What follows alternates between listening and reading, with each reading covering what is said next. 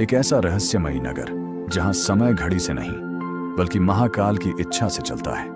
कहा जाता है कि यहां कदम रखते ही इंसान वर्तमान में नहीं बल्कि काल के गर्भ में प्रवेश कर जाता है। और इसी नगर के हृदय में विराजमान है कालों के काल, महाकाल।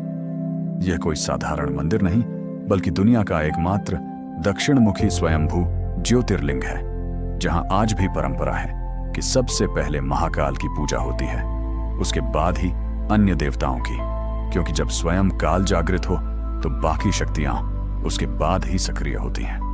भोर से पहले होने वाली भस्म आरती, जिसमें चिता की भस्म से भगवान का श्रृंगार होता है, केवल एक पूजा नहीं बल्कि एक चेतावनी है कि जो जन्मा है उसे मिटना ही है, और जो मिट चुका है वही शिव को सबसे प्रिय है। कहा जाता है कि प्राचीन काल में उज्जैन को धरती की नाभि माना गया, जहां से काल गणना होती थी, इसलिए इस नगर को समय की धुरी कहा गया।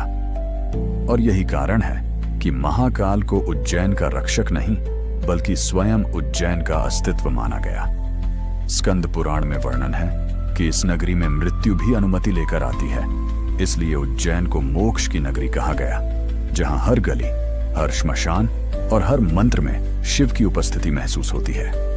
मान्यता है कि जब जब इस नगर पर संकट आया, स्वयं महाकाल अदृश्य रूप में रक्षक बनकर खड़े हो गए।